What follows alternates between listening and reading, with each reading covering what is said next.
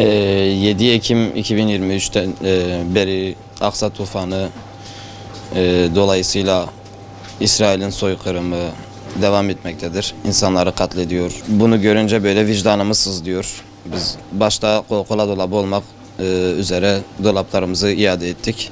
Yeri geldi zarar ettik, elhamdülillah zararımızı çıkardık diğer ürünlerde. Peyderpey böyle malzemelerimizi toparladık.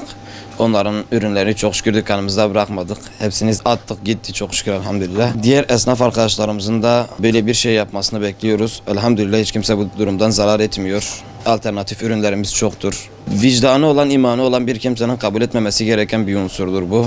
Bundan dolayı biz kesinlikle onların malını satmıyoruz. Böyle bir pankarta asmak istedik kapımızın önüne. İsrail ürünleri, boykot ürünü satmıyoruz diye. Diğer esnaflarımızın, diğer insanların bundan böyle gerçekten faydalanmasını istiyoruz.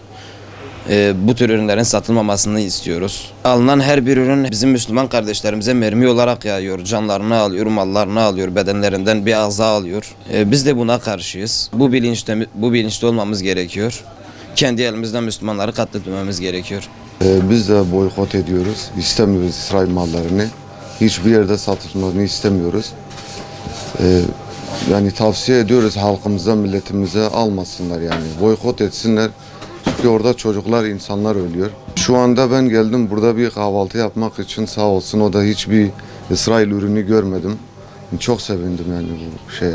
Yani bu şekilde de ticaret oluyor ki onlara da tavsiyem satmasınlar. İstemiyoruz zaten.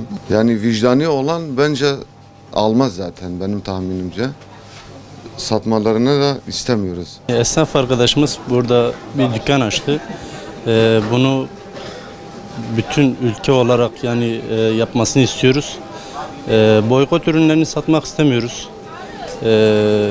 Dışarıda ölen çocuklar adına olsun. Hani bu ürünleri biz dükkanlarımıza koymasak daha mantıklı bir şey olur diye düşünüyoruz.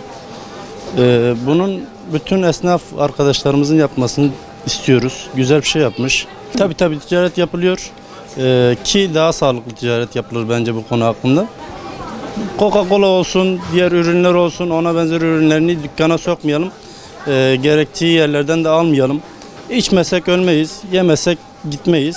Ama aldığımızda, tükettiğimizde diğer kardeşlerimiz, diğer Filistin'deki çocuklar olsun, insanlar olsun bu şeyde ölümlerine sebep oluyoruz.